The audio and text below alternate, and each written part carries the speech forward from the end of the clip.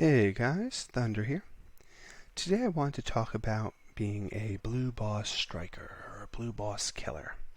Whether you're leveling up the boss or whether you're trying to kill the boss while your guild's attacking it or whatever the reason you're going after it is, it's pretty important to think a little bit about how you want to approach handling the blue boss and knowing the different options you have available. So let's hop over to the blue boss and talk about him real quick. Because he can be quite scary. He has both a really strong physical attack and a really strong magical attack, and they just kind of alternate, and they do a ton of damage. So it's really difficult to take him out.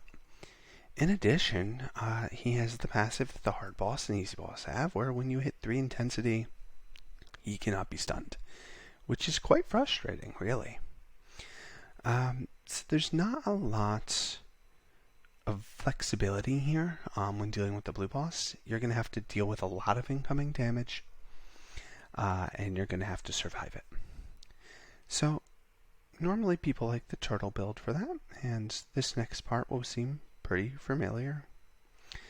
This is very similar to our blue boss setups, where we have our 4% healing. We have our nice magic resistance in here.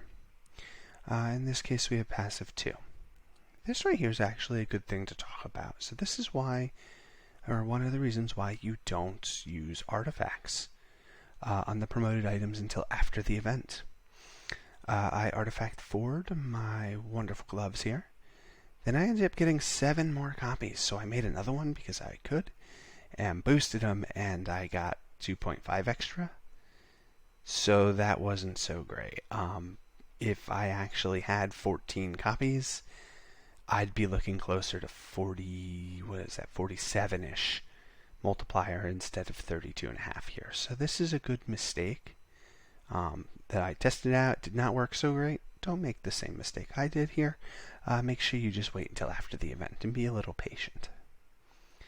Alright, hopping over to builds. We have a couple options. The first is our wonderful tried and true turtle build. If you have no passive, you like Crest Guardian, I have a video on how to use the blue turtle build with Crest Guardian for restunning the boss. Take a look at that. If you have passive number 1, you'll probably want to use Sacred Rage, just because the boss has quite a bit of health, and this will help you burn through him a little quicker. You could also opt over here for White Witchcraft, just maybe you'll get lucky with the magic stat reduction on the boss. And if you have passive 2, everyone loves the Contride Mystical Wind, where you just get a massive heal that usually brings you all the way up to full. If not, you can usually pop a level or 2 in the talent, just level it up a little bit, and you'll be healing really large. All these I have videos kind of demonstrating on. If you go look at how to set yourself up for the blue boss, or you go take a look at the Crest Guardian style of play. But what I want to showcase is a great way to kill the boss a little bit faster if you overpower it. And that's going to use this combo here. There's a few variations, but they all revolve around Firebird and Assassin's Way. With Firebird, we're going to spam our 4 blue, which will give us a heal. 14% of our max health. Not huge, but it's something. It builds red intensity, and it's an AoE attack that does a little bit of damage, so it's nothing too special here. So the heal will give us 2 blue back from Truncheon, and we also get red intensity. Thanks to using a shield, which is going to give us, when we use 4 blue, we gain 1 red, or we trigger 1 red. We can use 1 red from Assassin's Way, which has a little attack on it, nothing crazy, but applies poison. So this is really going to shred through that boss's health very quickly. It's a very powerful tool. And if our red intensity reaches 3, which it will, because Firebird builds it, we can trigger 1 white. Now since I have passive 2, and I'm using Mystical Wind, 1 white really is just a melee attack, and it's a magic damage. It's nothing too special. But if you don't have a passive, or you're passive 1, this is actually much stronger, because you can use Runic Touch. So you'll trigger a heal, and now this build has 0 shield recovery, so you have a chance at regaining shield, potentially reducing their attack stat before you get hit, and putting another attack in the boss. And if you have passive number 1, even if this doesn't trigger, you'll have a 50% chance of triggering this anyway. So your survivability is going to go up through the roof, which is really, really great. So I'm actually going to use this, and I'm going to show how we do that. We're going to come over here, and we're actually going to take out and adjust this a little bit. So what we need to do is up here we want to bring up, say, a ring, and we're going to pop out this necklace here. Actually, let's see if we do this. Alright, so we're going to bring up this ring, and we're going to swap it in for that necklace. And what else does this like up here? Oh, it actually wants a necklace, so we'll put that right back. Where did it go? Remove that. And, oh, that's a thunder one. We'll sort out a necklace real fast. We'll put this down here because it's a nice high multiplier.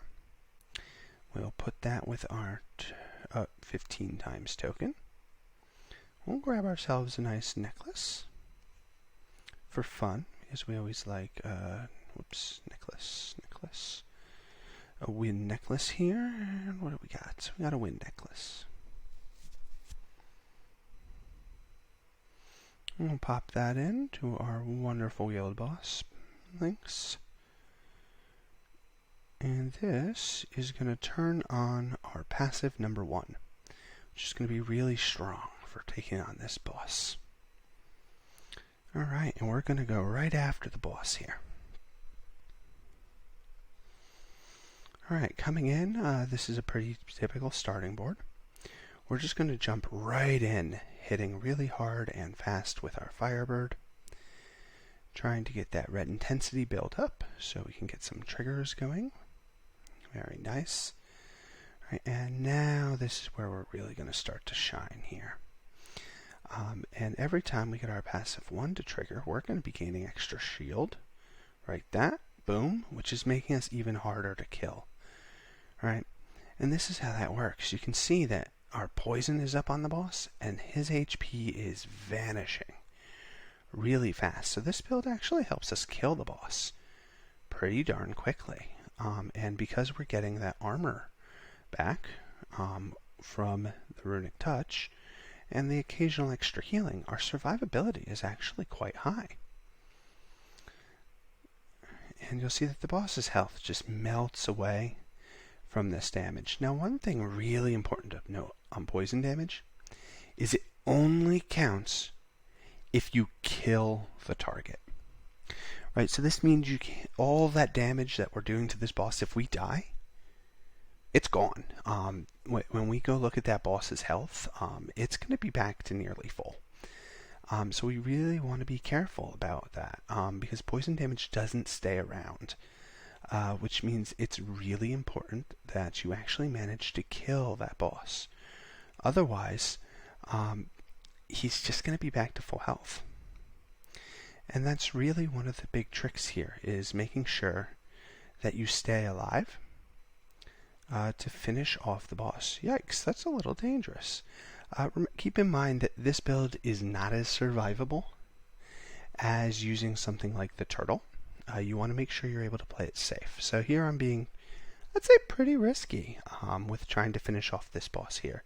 And I probably should use the turtle for a little bit of extra survivability. And there we go, boss dead. Alright, so keep in mind that this build's really good when you're much stronger than the boss.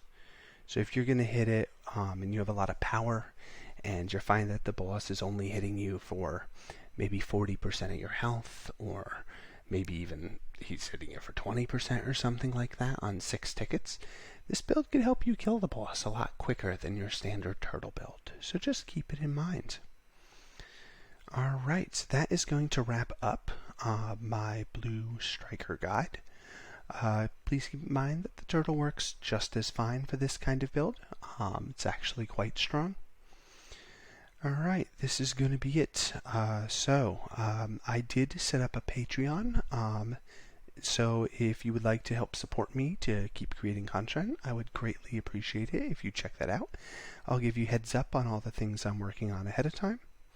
In addition, if you could like and subscribe, that would be great because it helps other people find these videos so they can learn too.